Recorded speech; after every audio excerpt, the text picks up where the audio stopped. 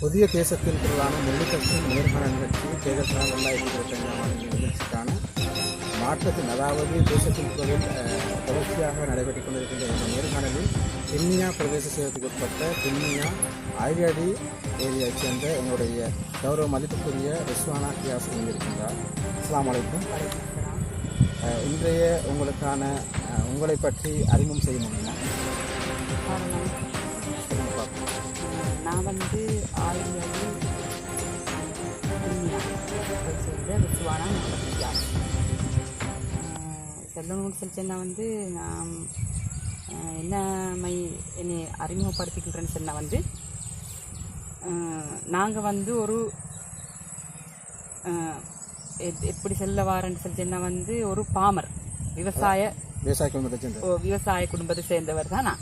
கஷ்டப்பட்டு 7 ரூபாயில மாசம்லாம் சொல்லி ஒரு நல்ல நிலையில இருக்கு. ஒரு நல்ல நிலையில இருந்து வேலை செஞ்சுட்டு நானும் எந்த வேலையும் சமூக சேவை செஞ்சு கொண்டு இருக்கிற ஒரு விவசாயி தான் நான். சரி ரிஸ்வானா கியாஸ் அவர்களே, உங்களுக்கு தெரியும் நீங்கள் திடீரென்று அரசியலில் போவதற்கான காரணம் என்ன? திடீரென்று அரசியலுக்கு போறதுக்கு நான் இருக்கல.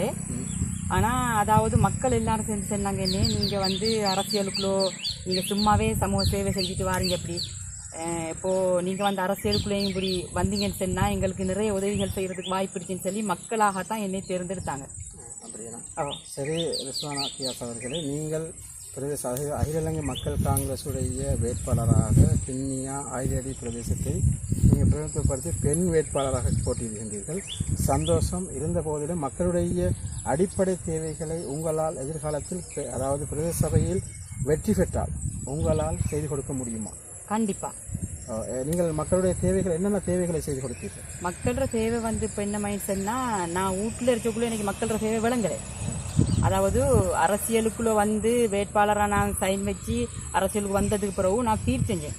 ஒவ்வொரு ஏரியாவாக நான் போயிட்டு ஃபீலுக்கு போனேன். நீங்கள் ஒவ்வொரு நாளும் வீடு வீடாக செல்கின்றீர்கள்? ஒவ்வொரு நாளும் வந்து வீடு வீடாக நான் கூட்டமாக போகாமல் நான் தனிப்பட்ட ரீதியில் நானும் என் ஹஸ்பண்டும் ஒவ்வொரு ஊடாக வந்து நாங்கள் சந்தித்தோம். சந்தித்த இடத்துல இப்போது அவங்களோட அனைத்து குறைபாட்டையும் வந்து என்கிட்ட சொன்னாங்க. இப்படித்தான் இப்போ ஆளும் பேரும் சேர்ந்து போனால் நம்ம இப்போ வந்து வெக்கப்படுவாங்க சொல்கிறதுக்கு நம்மளோட மக்கள். அந்த ரீதியில் நான் ஒரு யோசனை ஒன்று எடுத்து, நம்ம தன்னால் போனால் நம்மளோட மக்கள் கூப்பிட்டு அவங்களோட பிரச்சனை சொல்லுவாங்க. அது போன இடத்துல இப்போ பிரச்சனைகள் வந்து கிராம மக்கள் வந்து இப்போ கேட்கக்கூடிய பிரச்சனை என்னன்னு சொல்லிட்டேன்னா, அவங்க போற பாதை அதாவது ரோடு வீதிகள் சிறு வீதிகள் ஒழுங்கோ ரோடுகள் வீதிகள் அப்படி பாரிய கஷ்டத்தின் மத்தியில் இருந்துச்சு அவங்களுக்கு. சரி, அவங்களோட அடிப்படை தேவையாக வீடு மலசலகூடம் சம்பந்தமான பிரச்சனை கேட்கிறாங்க. நிறைய அதே மாதிரி தேவைகள் கூட இருந்துச்சு. நான் போன இடத்துல ஏழாதவங்க இருக்காங்க. அவங்கள்ட்ட கைத்து உங்களுக்கு என்ன தேவைன்னு சொல்லி கேட்டா கேட்கறத விட நான் பார்த்தேன், கண்ணாலே பார்த்தேன். அவங்களுக்கு வந்து டாய்லெட் வசதி இல்லை, குடிநீர் இல்லை, கரண்ட் வசதி இல்லை, வீடுகள் வந்து கட்டப்பட்டு உடஞ்ச நிலையிலே அப்படியான இதை நான் நேரடியாக என் கண்ணாலே பார்த்தேன். வேறவங்க சொல்லி பார்க்காம நான் நேரடியாக கண்ணாலே பார்த்தேன். மற்ற தின்றதுக்குரிய வசதி அவங்கள்ட்ட இல்லை. அப்போ இதெல்லாம் நிறைய வீடுகளில் நான் ஏறி இறங்கின போது எனக்கு விளங்குனுச்சு மக்களுக்கு. அதுக்கு பிறகு தான் எனக்கு ஒரு ஆர்வம் ஒன்று வந்துச்சு. நான் சும்மா இருந்த என்னை அரசியலுக்குள்ள மக்களாக என்னை கொண்டு விட்டாங்க. அந்த ரீதியில் வந்து இப்போது அரசியலுக்குள்ள நாங்கள் எங்களோட தலைவர் நல்ல தலைவர் ஒன்று எனக்கு தேர்ந்தெடுக்கப்பட்டது. தலைவர் யார்? எங்களோட தலைவர் வந்து ரிசாத் பதுருதீன். உங்களுடைய பிரதேசத்துக்குரிய இணைப்பாளர் உங்களோட எப்படி மக்களுடைய மீட்டிங் அதாவது கூட்டங்கள் நடத்துவதற்கு வருகின்றார்களா அல்லது நீங்கள் உள்ளாட்சி செல்வதற்குரிய ஒத்துழைப்பு தருகின்றார்களா? அதாவது உங்களை அகில இலங்கை மக்கள் காங்கிரஸுடைய பிரதேசத்துக்கான இணைப்பாளராக போட்டிருக்கின்றார். குறிப்பாக உங்களுக்கு தெரியும் உங்கள் பிரதேச இணைப்பாளர் யார் உங்களுக்கு பிரதேச இணைப்பாளராக இருக்கின்றார்? இப்போது ஹில்மி டாக்டர். சரி, அவர் உங்களுக்கு ஒத்துழைப்பு வழங்குகிறார்? ஒத்துழைப்பு வழங்குறதா இருந்தாலும் ஹில்மி டாக்டர் வந்து எங்களுக்கு ஃபோன் மூலமாக நீங்கள் என்னென்ன மாற்றி செய்ய ஆலோசனையை தந்து கொண்டே இருக்கார். சரி, நீங்கள் திடீர்னு சொல்லி பெண் வேட்பாளர் நீங்கள் இந்த அளவுக்கு தைரியம் எடுத்ததுக்கான காரணம் என்னன்னு சொல்லி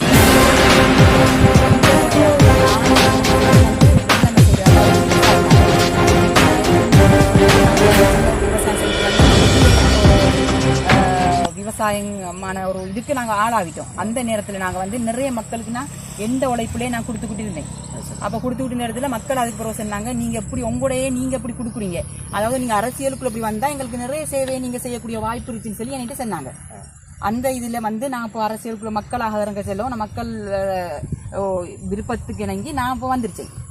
சரி ரிஸ்வானா கியாஸ் அவர்களே, உங்களுக்கு தெரியும் உங்களுடைய கட்சியினுடைய தலைவர் கௌரவ ரிஷாத் பதியுதீன் அவர்கள் உங்களுக்கு, அதாவது நீங்கள் வெற்றி பெற்றால் நிச்சயமாக வெற்றி பெற வேண்டும் உங்களுடைய எதிர்பார்ப்புகள் இருந்தாலும் கண்டிப்பாக கிடைக்க வேண்டும். உங்களுடைய கட்சியைச் சேர்ந்த, அதாவது உங்களுடைய தலைவர் உங்களுக்கு அபிவிருத்தி சம்பந்தமான விடயங்களை ஒத்துழைப்பு தருவாரா எதிர்காலத்தில் நீங்கள் வெற்றி பெற்றால்? கண்டிப்பா 100% தருவார்ன்ற ஒரு நம்பிக்கை இருந்துச்சு. ஆனா மக்களுக்கு செஞ்சு கொடுக்கக்கூடிய இதையும் அவர் மூலமாகவே மக்களுக்கு வெளிப்படுத்தினார். சரி ரிஸ்வானா கியாஸ் அவர்களே, பிரதேச சபை, அதாவது கிண்ணியா பிரதேச சபையில் நீங்கள் வெற்றி பெற்றால், ஒரு பெரும் ஆசனத்தை பெற்றால், உங்களுக்காக ஆசனங்கள் கிடைக்கப்பெறும் சந்தர்ப்பத்தில் நீங்கள் ஆளுந்தரப்போடு சேர்ந்து செயற்படுவீர்களா அல்லது எதிர்கட்சியோடு நீங்கள் இருக்கின்ற கட்சியோடு சேர்ந்து செயற்படுவீர்களா? நான் ஆளுங்கட்சியோடு சேர்ந்து செயல்படுவீங்க. அதாவது மக்களுடைய தேவைகளை அன்றைய கட்டாயம் செய்து கொடுக்க வேண்டும் என்ற ஒரு ஆசை உங்களுக்கு அவா இருக்கின்றது. சரி கௌரவ ரிஸ்வானா கியாஸ் அவர்களே, நீங்கள் உங்களுடைய வேறு ஏதாவது உங்களுடைய கிராம மக்களுக்கு அடிப்படை தேவைகள் ஏதாவது இன்னும் பல தேவைகள் இருக்கின்றன, அதை செய்து கொடுக்க முடியுமா உங்களால்? கண்டிப்பா முடியும். சரி, அதாவது குறிப்பாக சொல்ல போனால் உங்களுடைய கிராமம் ஒரு அதாவது சிங்களத்தை சொல்ல போனால் துஷ்கர பலாத் என்று சொல்லுவாங்க, மிச்ச கஷ்ட பிரதேசம். இந்த அயலியாடி யானைகளாலும் வன பாதிக்கப்படுகின்ற ஒரு பிரதேசம், இரவு பகலாக நித்திரை விடுத்து கஷ்டப்படக்கூடிய பிரதேசமான இந்த பிரதேசத்தில் உங்களால் அதாவது மாகாண சபைக்குரிய அதிகாரத்தை வைத்துக்கொண்டு மத்திய அரசியலிருந்து உங்களுடைய கட்சி தலைவர்கள் உதவிகள் எடுக்க முடியும்? கண்டிப்பா எடுக்கும். உங்களுக்கு கூறியிருக்கின்றார்கள்? கூறியிருக்காங்க. என்கிட்ட சொல்லியிருக்காங்க, மக்களுக்கு என்ன தேவையோ அதே ரிஸ்வானா நீங்க பெண்ணாகிய நீங்க உங்களுக்கு தான் அந்த பெண்கள கஷ்டம் விளங்கும். அதால நீங்க உங்களுக்கு என்ன தேவை நீங்க என்கிட்ட கேளுங்க, நான் 300 உங்களுக்கு தருவேன். ஆம்பளை வேட்பாளரை விட பெண்ணுக்குரிய வேட்பாளர் நீங்க உங்களுக்குன்னா அவங்களுக்கு 2 மடங்கு கொடுத்தா நான் உங்களுக்கு 3 மடங்கு தரக்கூடிய உதவியை நான் செய்வேன். அந்த நம்பிக்கையில் எனக்கு மக்களுக்கு செஞ்சு கொடுப்பேனா என்ற ஒரு தைரியம் எனக்கு. நன்றி ரிஸ்வானா கியாஸ் அவர்களே, உங்களுக்கு இந்த குறிப்பிட்ட சிறுகாலத்திலே இந்த அரசியலிலே நீங்கள் வெல்ல வேண்டும் எதிர்பார்ப்போடு இருக்கின்றீர்கள். குறிப்பாக உங்களுடைய கிராமத்தில், உங்களுடைய பிரதேசத்தில் இளைஞர்கள், இளம் யுவதிகள், பெண்கள் உள்நாட்டிலும்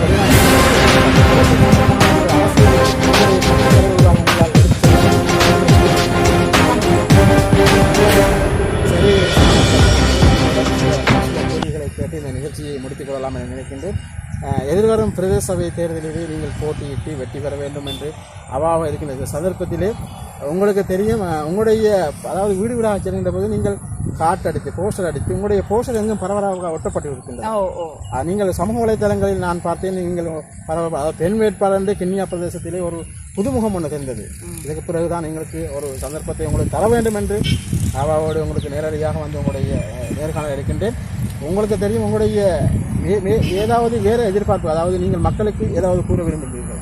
மக்களுக்கு கூற விரும்புறது என்னன்னு சொல்லிச்சுன்னா மக்களுக்கு தேவையான அனைத்து விஷயங்கள் மக்கள் அடிப்படை தேவைகளை செய்து கொடுப்பேன் என்று நான் எங்கட அல்லாஹ்வுக்கிட்ட நான் வேண்டிக்கொள்றேன். ஆனா அது மட்டும் இல்லாம இந்த மக்களும் எனக்கு ஓட் போடுவாங்கன்ற ஒரு நம்பிக்கை எனக்கு இருந்துச்சு. மக்கள் வேணும் ஏன்னு சொல்லிச்சுன்னா மக்களோட வீடு வீடா நான் போன இடத்துல பல வேட்பாளர்கள் அவங்களோட காட்டை கொடுத்துருப்பாங்க. அவங்கள்ட்ட இதுக்கு நீங்க எனக்கு ஓட் போடுங்க, அந்த காட்டை கீழே வீசிக்கிட்டு இப்போ நான் கொடுக்குற காட்டை அவங்க கையிலே வச்சுக்கிட்டாங்க. அவங்க சொல்றாங்க, உன்னோட காட்டை நான் பார்த்தே வச்சுருக்கேன், எலெக்ஷன் வரும் வரை ஏன்னு சொன்னா எனக்கு முழு நம்பிக்கை நீ வருவா, வெற்றி பெறுவாண்டு.